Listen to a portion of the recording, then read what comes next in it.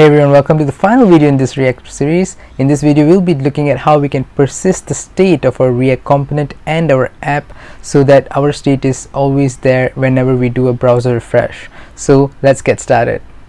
So every time that I'm making some changes in the state, I want to actually store it somewhere so that I can reload my entire application from that. So I'm going to write a function called save toDos. This would be again, let's use the arrow function here, and we are going to take the state. Very simple. We're going to call local storage dot set item, and here I'm going to give a key that I need to save it in, so I'm going to call it toDos. And what I'm going to do is that I'm going to stringify the entire toDos array and save it. That's about it. So whenever I call this, it actually sets this item as with a key value pair. So toDos is the key and the value would be the array. Again, let's write our method to retrieve the toDos. So I'm going to put get toDos, and this would again be a function. And again, I'm going to call local storage get item toDos. So I'm going to save it in a value called new toDos. And I'm going to set the state call with this new toDos. Alright, so how do we actually call this? So the thing is that when we are rendering this application, this local storage will only be available after the component is rendered, and this thing, which is how it works, is that this entire window needs to be defined and available, and that happens after the component is rendered. So we can't do it directly here, but what we can do is to use the use effect hook in React, which is actually super cool.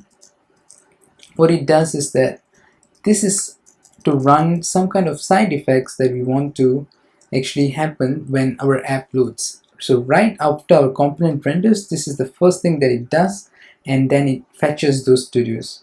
So what I want to do is that I'm going to just simply call get toDos here, right? And I'm going to save this, and I'm going to open the console to show you how this local storage looks like. You can see that there is going to be some kind of issue here, and that's because when we first start our application, there is no toDos for us to fetch, and it's going to be setting a toDos which is null. So to avoid that, we need to first check if there is any toDos, and if so, then we set it. So what I'm going to do is that I'm simply going to check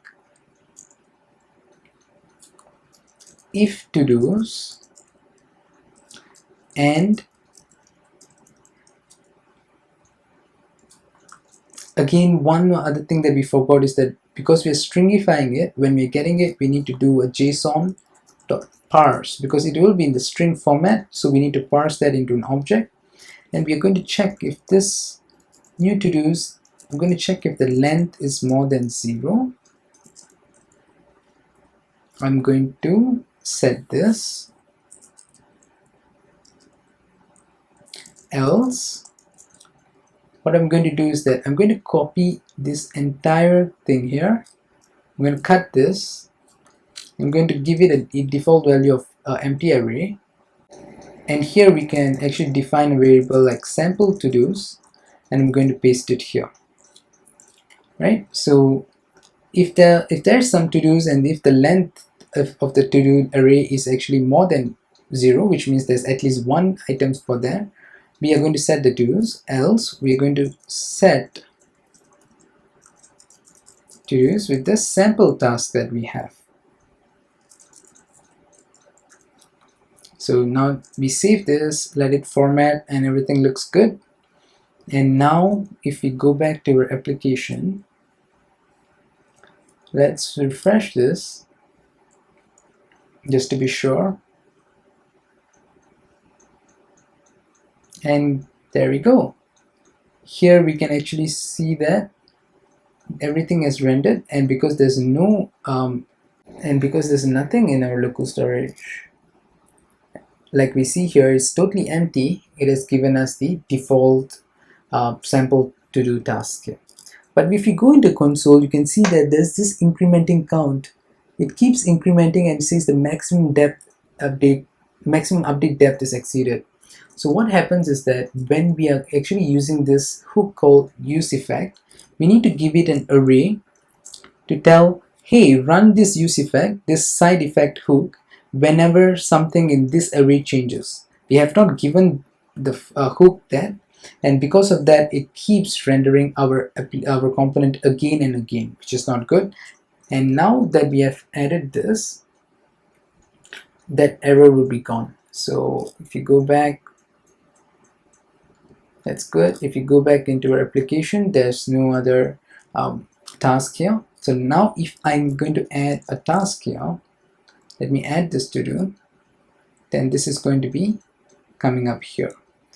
But what I want to do here is now every time that we have updated the state of a task, I also want to save the to-dos in our local storage.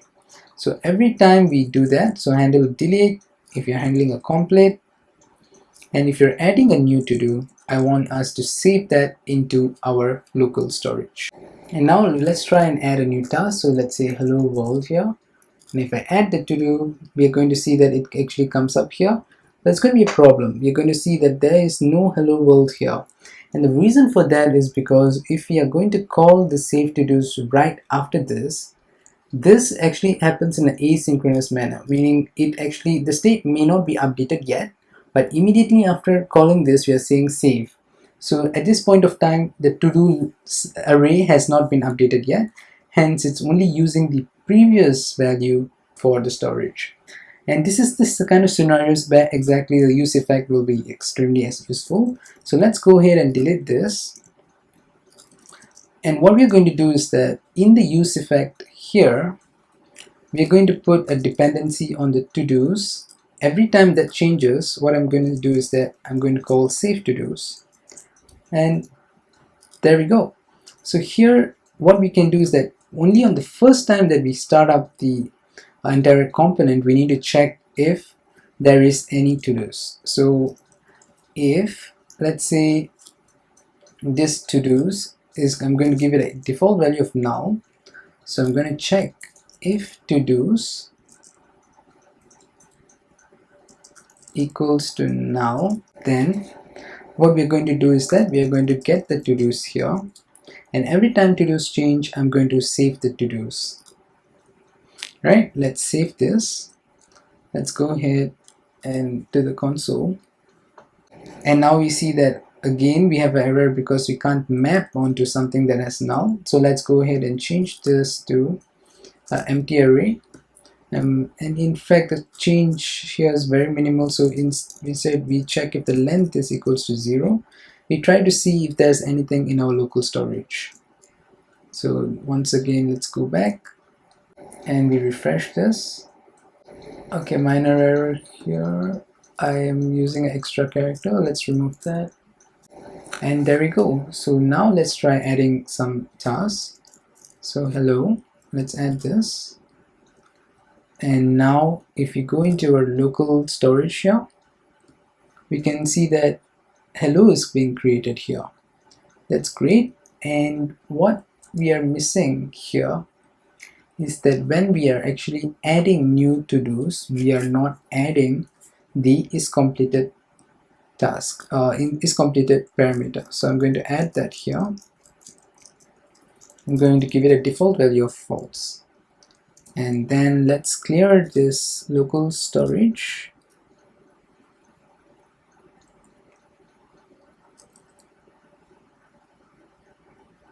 And let's refresh this.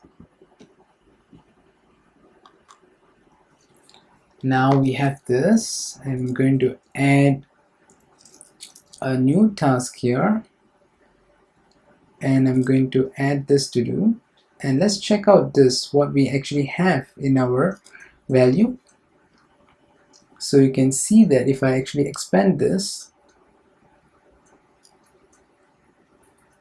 we've got 4 nice different tasks here, and each of them have a title and is completed as well. So let's go ahead and complete the first one. and immediately this is being saved into true. Again, if I delete this, immediately that is gone. Again, we can play around with this, delete one of the tasks, so everything is being synchronized beautifully into this app. And now if I refresh, I'm going to get back the exact task that I had. So beautiful, everything is working perfectly, and our to-do list component and application is fully done. We have done an add function, we have done how we can actually complete a task, how we can delete a task, how we can update and store the state of the task and to-dos in our local storage, such that every time we refresh we do not need to lose our task and all the state is being restored. So that's it for this tutorial and this series. So I hope we have covered a couple of things, and you should be taking away on how we can use hooks such as use state to manage states, use effect to manage side effects, such that every time we have a dependency that's changing, we are going to execute this use effect hook. And we have also seen how we can integrate CSS in our app, how we can actually compose apps by actually having an app within a component within a component. And we have also seen how we can actually add style sheets in our app by actually importing Balma, which is a CSS framework, to help make things easier. So all of this has actually given rise to a beautiful to-do list application we have. There's a lots more of improvements we can do. We can add things like I mentioned, like if you want to uncomplete or undo adding a task or completing a task, you can add that button. You can play around with those kind of states, and there's much more things we can explore. So I'll leave that to you for exploration, and I hope you really enjoyed this tutorial, this series, React series, and I hope it was useful for all of you. This is the end of the React series, and in this series we actually took a look at how we can build a to-do list application. We started off by kickstarting a React app from scratch using the Create React App toolchain. We also went through the file directory, the structure. We understood the core concepts of React, including the use state and use effect hooks, which are really core to building any kind of React apps, especially functional React components. And now we have actually completed end-to-end a React application from scratch, including how we can even persist the state in our browser-based local storage.